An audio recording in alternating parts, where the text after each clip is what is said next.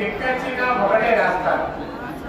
అందులో మీకు ఉపయోగపడేటువంటి సంకల్పం ఒకదాన్ని తీసుకొని తయారు చేసేటువంటి ఆ విధానంలో అది మీకు కలుపుకుంటున్నాం. అలాగా ఎందుకు చెప్తున్నానంటే విజయవంతం ఎక్కడ అయ్యింది అంటే మీరు పంపేటువంటి సమస్య అమ్మవారికి నివేదించడం ద్వారా ఆ సమస్య పరిష్కారం కావటం అందరికీ కూడా సంతోషదాయకం. అటువంటి అమావాస్యలు ప్రారంభమై నేటికి 84 పూర్తి చేసుకునే స్థాయిలోకి వచ్చామంటే ఈ వైభవం, ఈ విజయం, ఈ శక్తి అంతా కూడా అమ్మవారిది. అలాగే ఆ శక్తి రావడానికి కారణం ఎవరయ్యా అంటే మీలాంటి భక్తులే. మీరు ఇచ్చేటువంటి ప్రతి ద్రవ్యం, ప్రతి వస్తువు, ప్రతి వినియోగం కూడా అన్ని కూడా అమ్మవారికి సమర్పణ చేయడం ద్వారా ఇవన్నీ కూడా మనం సాధించగలుగుతున్నాం. అయితే మరి రద్దీగా ఉన్నప్పుడు కొన్ని మీరు కూడా సహకరించాలి. సమయం, సందర్భం కూడా కలిసి రావాలి. సమయాన్ని దృష్టిలో పెట్టుకోండి. అమ్మవారి దర్శనం ఈ పూజా కార్యక్రమం ఇప్పుడు 1 గంట పడుతుంది.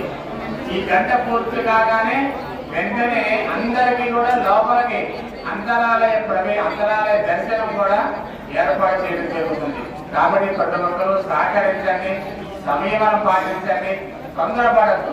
ఎందుకు చెప్తున్నారంటే ఎక్కడెక్కడి నుంచి మీరంతా వచ్చారు. ఎందుకోసం వచ్చారు?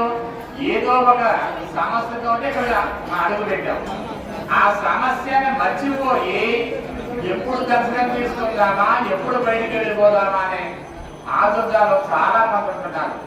ఆదుర్దాలు పక్కన పెట్టండి. అక్కడ టీ ఏర్పాటు చేశాం, బిస్కెట్లు ఏర్పాటు చేశాం, 2 సార్లు వెన్నె ఏర్పాటు చేస్తున్నాం. ఇవన్నీ కూడా దాతల సహకారంతో చేస్తున్నాం.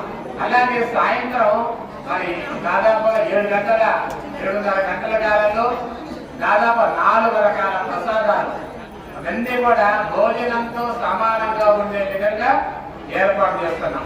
కాబట్టి మీరు కంగారు పడకండి. గంట లేట్ అవుతుంది, 2 గంటలు లేట్ అవుతుంది. బస్సులో ప్రయాణ సౌకర్యాలు లేని వారు చక్కగా ఆ కళ్యాణ మండపంలో చక్కగా విశ్రాంతి తీసుకోవచ్చు. కాబట్టి ఎందుకు చెప్తున్నానంటే ఇంత దూరం ప్రయాణం చేసి వచ్చారు. చక్కగా అన్ని కూడా ఆశాంతం ఇప్పుడు ప్రారంభం చేస్తున్నారు కదా.